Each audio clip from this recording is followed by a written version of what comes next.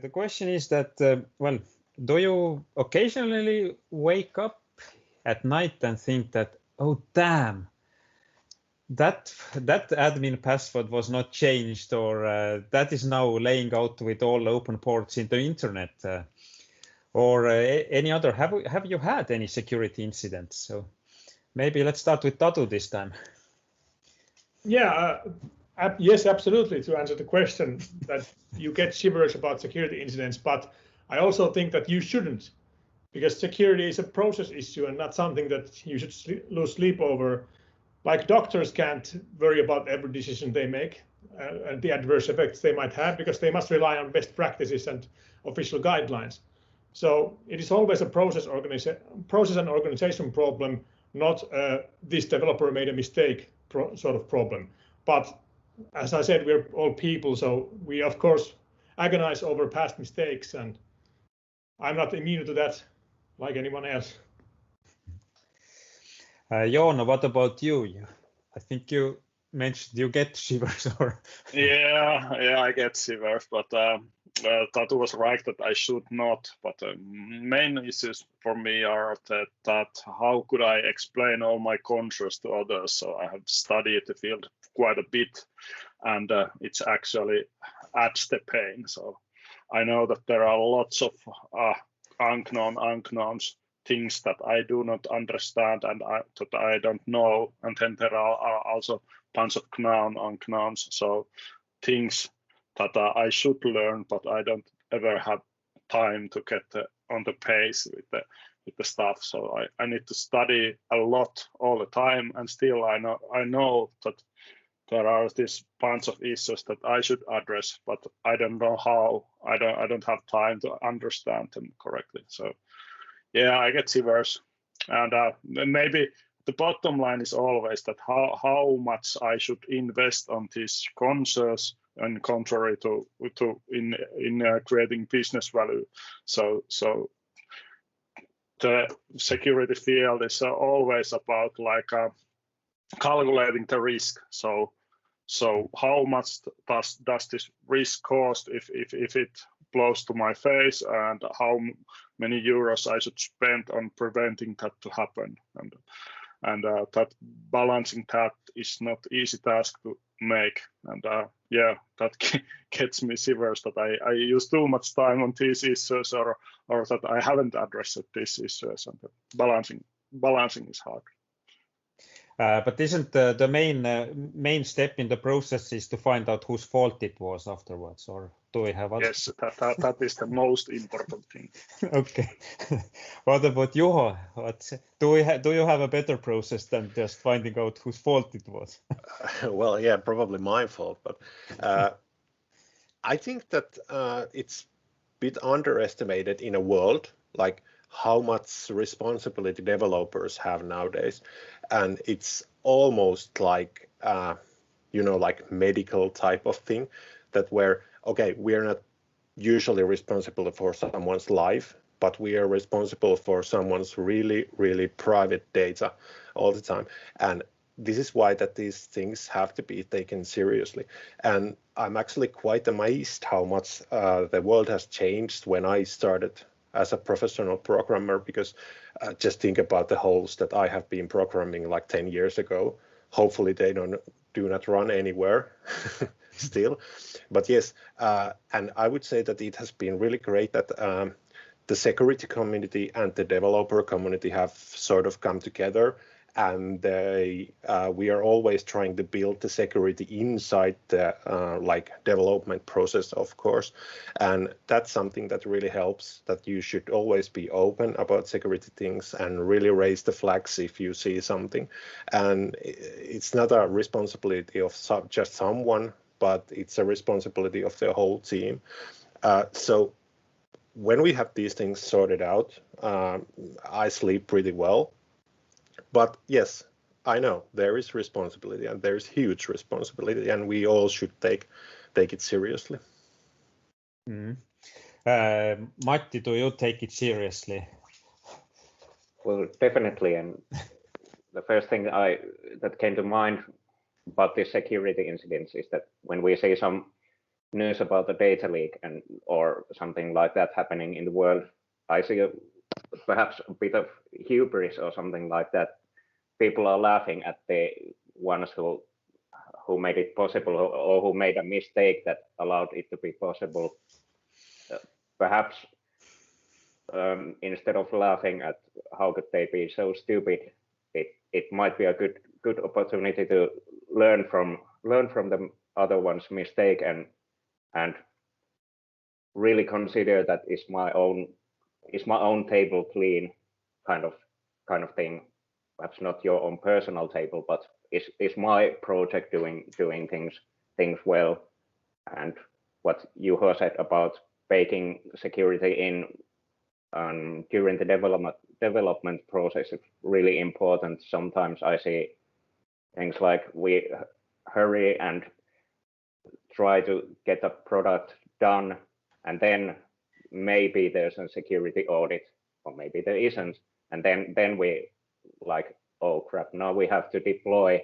How do we do this securely? And we don't have a lot of time to really consider how it should be done if it's done in a late phase of the project. Yeah, maybe if there definitely is this balancing between budget, time, and security. So maybe Heikki, do you know a good solution for that, or what's your experience with security incidents? How to avoid them? We have a dependency scanning, code reviewing. We have done multiple external security audits to our system, threat workshops, and so on. But I'm still afraid, because you can't really prove that your solution is secure. There is definitely always possibility of security weaknesses there. But I think that if we follow the best practices, like Juho said, we try to make our software secure by design, then I can cope with that. And like Matti said, every time I spot security issues in my code, there might be quite trivial, not such kind of things that allow you to dump the database or like that. I will always ask myself, is there some kind of things that I can avoid this in the future? What can I learn from myself? Of course, it is important to learn from the others, but the best way to do is to try improve yourselves code. But I have a good hopes about the automatic tools. For example, in the tech radar, which the TalkTalk does, there is a multiple examples of automated security scanning tools which have been done in a few years, like the linter static examiners, dependency scanners, and so on.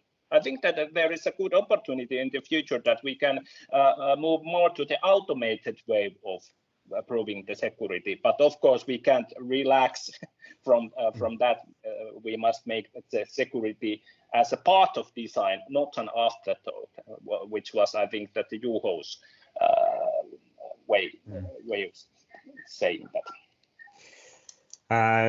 What about Evgenia? You work with front end more, so is that more open to security risks than back end, or what? How many incidents you have had? Had zero, but I think I was just lucky. Yes, I worry a lot because front end is the first person who is being attacked. So, of course, the defense should be stronger in databases and the rest of the components. And this is why I would definitely trust Azure or AWS or like strong tools that have already built-in securities. But I'm not an architect, so I'm pretty sure that there are other options too. What I fear of is two things that have been already mentioned. The first thing is that I am not well informed because everything is changing so fast, and you cannot be sure that you know everything about security unless you follow the right sources, I guess. And the second thing that I worry about a lot is that am I secure enough? There is no way to know that you are 100% secure, and that is something that makes me worry as a front-end developer. Hopefully, I trust the architect of the app to have taken care a lot about security. So it's a teamwork, as someone else mentioned too. And yeah, that's all about it. Okay. And Arto, your thoughts about security and shivers? Yeah, I think the good points have already been brought up, so I have a few bad points coming up. I like to unleash my robots. So as I think Heikki mentioned automation. So I like to hack myself every night when I manage to do that and build something that will be kind of trying to find its way in all the time. And not just trust on the yearly audits, but basically armor yourself every day. And then I think the process that was mentioned is also very important. That I've made within Solita career once a horrible security-related mistake, and it was caught by a hackathon. And we had excellent process. It was fortunately not caught by anyone outside, because that's your luck factor if somebody will find it. But we had a hackathon where people were trying to find their way in a software, and while I was smugly laughing, somebody did find a way in. It was not a very serious problem, because they would have to already be administrators and evil administrators, but well, I know a few evil administrators. So the hackathon was definitely a very good thing, because even if you have the perfect process, this particular thing had happened because during summertime I had broken the process and I had altered the architecture because we had performance problems. And that second I did that, a bug sneaked in and opened the door. So process is a very good starting place. Then checking that process now and then, more often than once a year or just on delivery. Yeah, I have just one more story maybe to add regarding security. When I was my car was in a shop, and then they installed the car alarm monitor. They had to switch it, and then I asked the guy who was installing it, asking that it seems like really stupid. It's basically the immobilizer is basically a switch. You can just connect the input and the output, and your car works. So it's nothing more serious than that. And he said that, well, I can install whatever on your car, however complicated. But at the end of the day, the guy can just come to you with a knife and ask for the keys. So so we have technology, but in the end of the day, you can just call the help desk and ask for a password. So these are the as important holes probably nowadays as the code errors.